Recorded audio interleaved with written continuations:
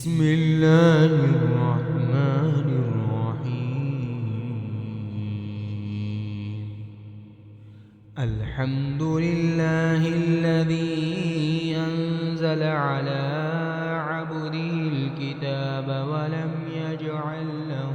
عوجا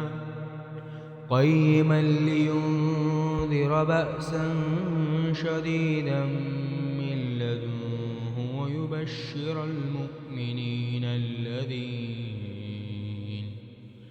ويبشر المؤمنين الذين يعملون الصالحات أن لهم أجرا حسنا ماكثين فيه أبدا وينذر الذين قالوا اتخذ الله ولدا ما لهم به من علم ولا لآبائهم كبرت كلمة تخرج من أفواههم إن يقولون إلا كذبا فلعلك باخع نفسك على آثارهم إن لم يؤمنوا بهذا الحديث أسفا إنا جعلنا ما على الأرض زينة لها لنبلوهم أيهم أحسن عملا وإنا لجاعلون ما عليها صعيدا جرزا أم حسبت أن أصحاب الكهف والرقيم كانوا من آياتنا عجبا إذ أوى الفتية إلى الكهف فقالوا ربنا آتنا من لدنك رحمة وهيئ لنا من أمرنا رشدا فضربنا على آذانهم في الكهف سنين عددا ثم بعثناهم لنعلم أي الحزبين أحصى لما لبثوا أمدا نحن نقص عليك نبأهم بالحق إنهم فتية آمنوا بربهم وزدناهم هدى وربطنا على قلوبهم إذ قاموا فقالوا ربنا رب السماوات والأرض لن ندعو من دونه إلها لقد قلنا إذا شططا هؤلاء قوم اتخذوا من دونه آلهة لولا يأتون عليهم بسلطان بين فمن أظلم ممن افترى على الله كذبا وإذ اعتزلتموهم وما يعبدون إلا الله فأووا إلى الكهف ينشر لكم ربكم من رحمته ويهيئ لكم من أمركم مرفقا وترى الشمس إذا طلعت تزاور عن كهفهم ذات اليمين وإذا غربت تقرضهم ذات الشمال وهم في فجوة منه ذلك من آيات الله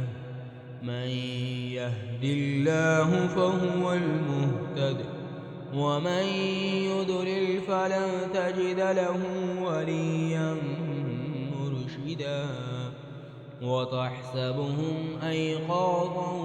وهم رقود ونقلبهم ذات اليمين وذات الشمال وكلبهم باسط ذراعيه بالوصيد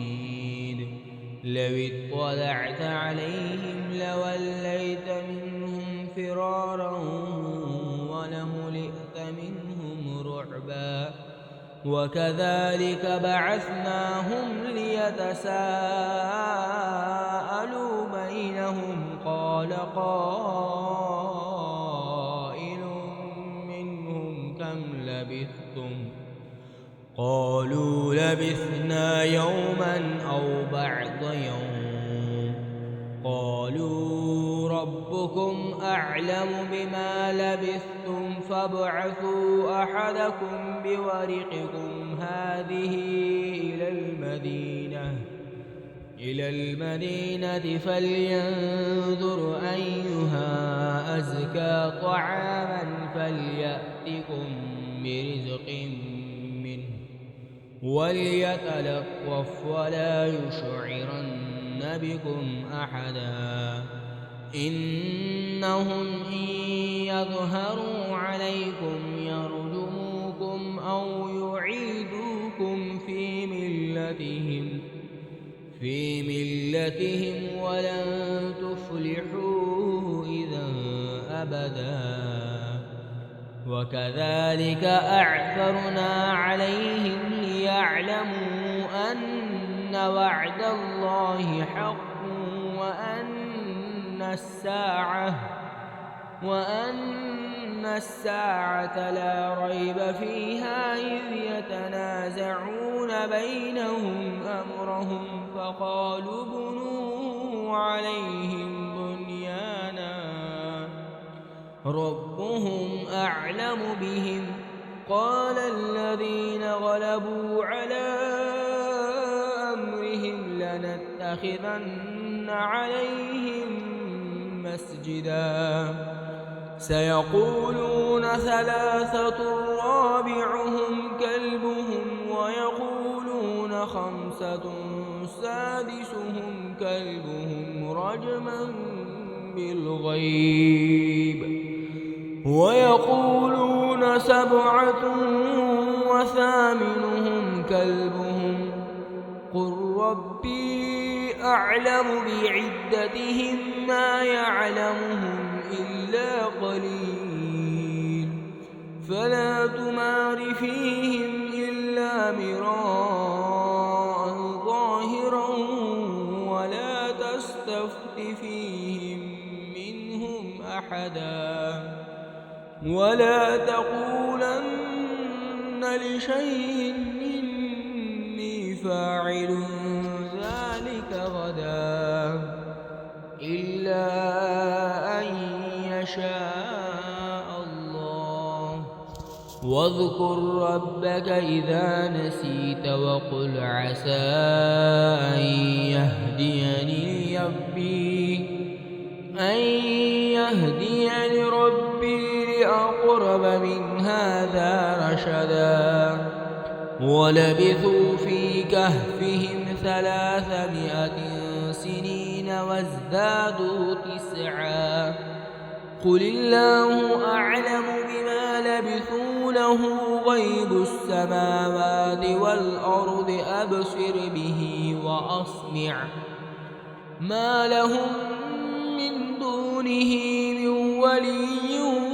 ولا يشرك في حكمه أحدا واتل ما أوحي إليك من كتاب ربك لا مبدل لكلماته ولن تجد من دونه ملتحدا واصبر نفسك مع الذين يدعون ربهم بالغداة والعشي يريدون وجهه ولا تعد عيناك عنهم تريد زينة الحياة الدنيا ولا تطع من أغفلنا قلبه عن ذكرنا عن ذكرنا واتبع هواه وكان أمره فرطا وقل الحق من ربكم فمن شاء فليؤمن ومن شاء فليكفر إنا أعتدنا للظالمين نارا أحاط بهم سرادقها وإن يستغيثوا يغاثوا بماء كالمهل يشوي الوجوه بئس الشراب وساءت مرتفقا إن الذين آمنوا وعملوا الصالحات إنا لا نضيع أجر من أحسن عملا أولئك لهم جنات عدن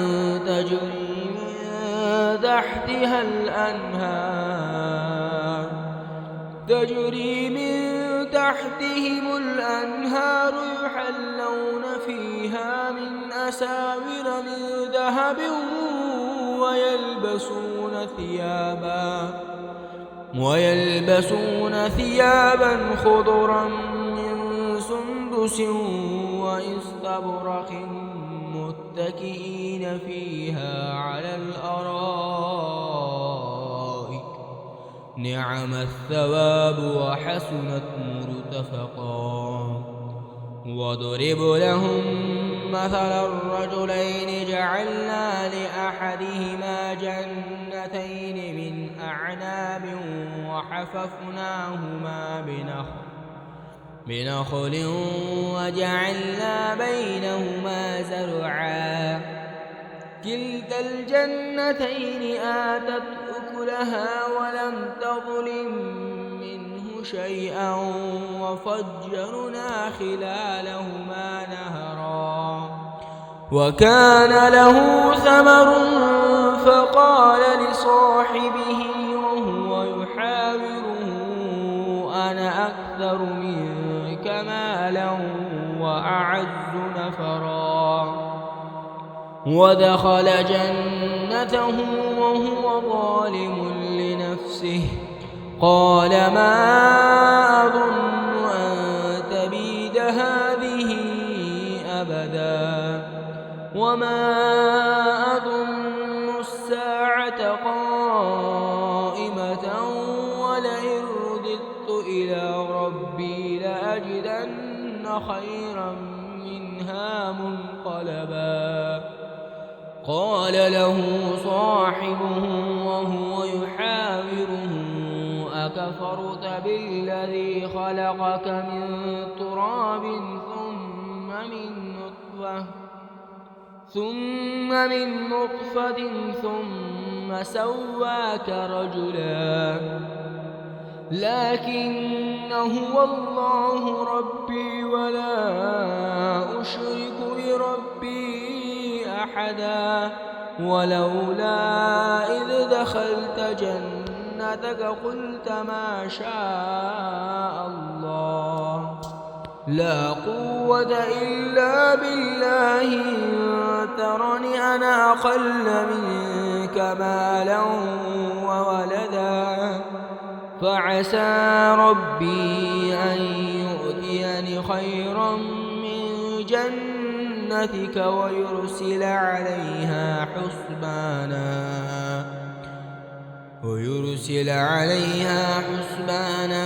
من السماء فتصبح صعيدا زلقا أو يصبح ماؤها غورا فلن تستطيع له طلبا وأحيط بثمره فأصبح يقلب كفيه على ما أنفق فيها وهي خاوية على عروشها ويقول يا ليتني لم أشرك بربي أحدا ولم تكن له فئة ينصرونه من دون الله وما كان منتصرا هنالك الولاية لله الحق هو خير ثوابا وخير عقبا واضرب لهم مثل الحياة الدنيا كماء أنزلناه من السماء فاختلف به نبات الأرض فأصبح هشيما تذروه الرياح وكان الله على كل شيء مقتدرا المال والبنون زينة الحياة الدنيا والباقيات الصالحات خير عند ربك ثوابا وخير أملا ويوم نسير الجبال وترى الأرض بارزة وحشرناهم فلم نغادر منهم أحدا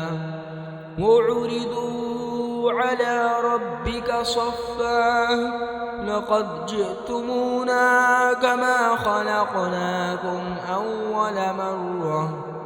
بل زعمتم أن لن نجعل لكم موعدا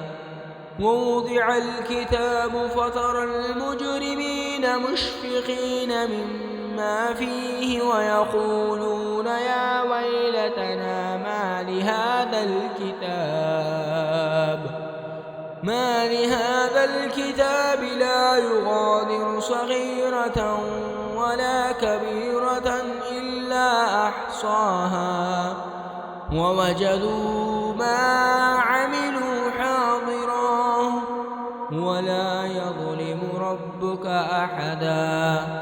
وإذ قلنا للملائكة اسجدوا لآدم فسجدوا إلا إبليس كان من الجن ففسق عن أمر ربه أفتتخذونه وذريته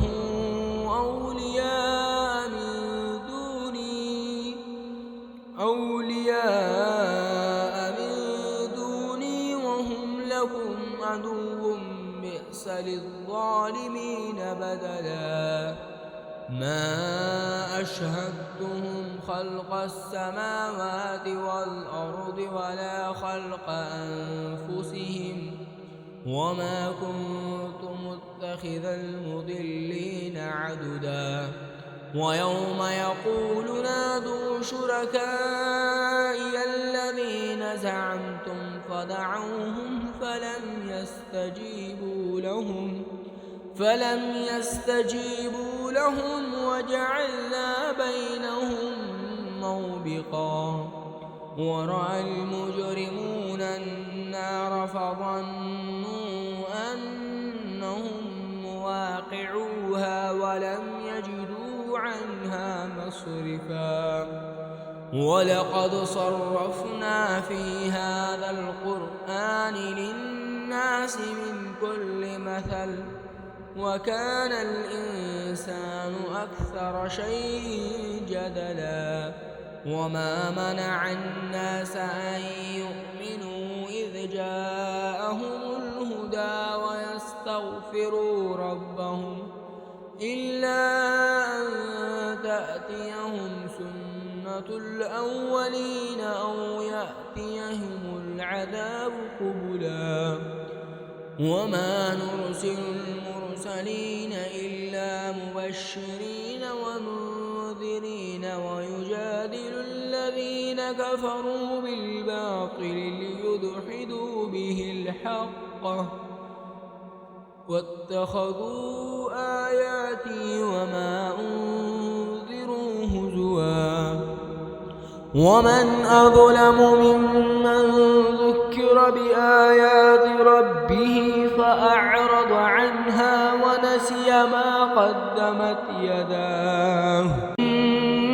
إنا جعلنا على قلوبهم أكنة أن يفقهوه وفي آذانهم وقرا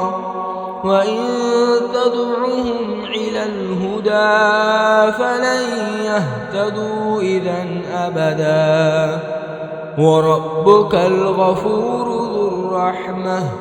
لو يؤاخذهم بما كسبوا لعجل لهم العذاب بل لهم موعد لن يجدوا من دونه موئلا وتلك القرى أهلكناهم لما ظلموا وجعلنا لمهلكهم موعدا وإذ قال موسى لفتاه لا أبرح حتى أبلغ مجمع البحرين أو أمضي حقبا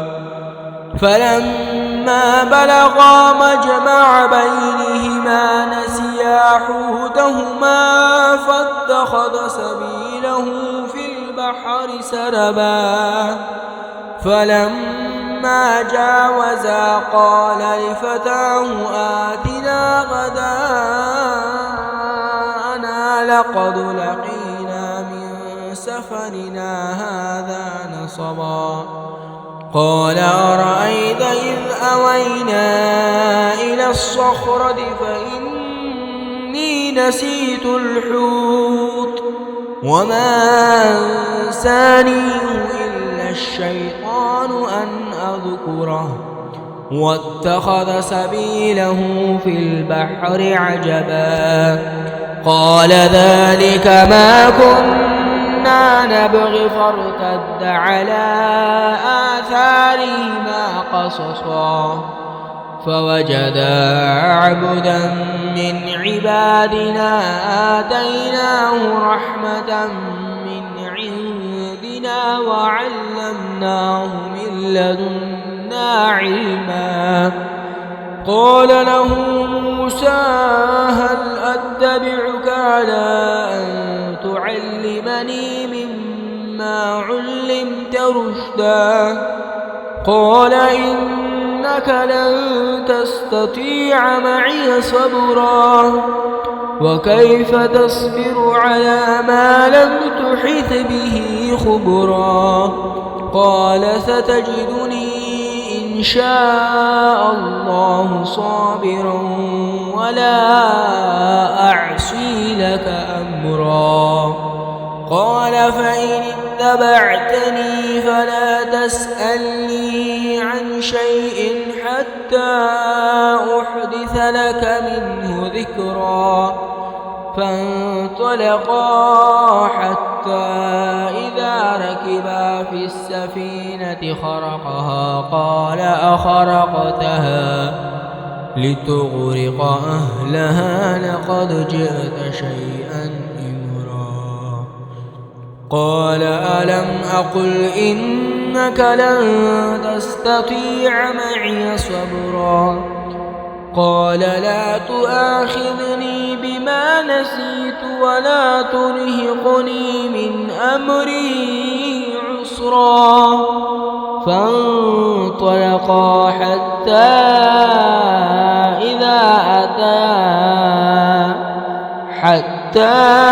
إذا لقيا غلاما فقتله قال أقتلت نفسا زكية بغير نفس لقد جئت شيئا نكرا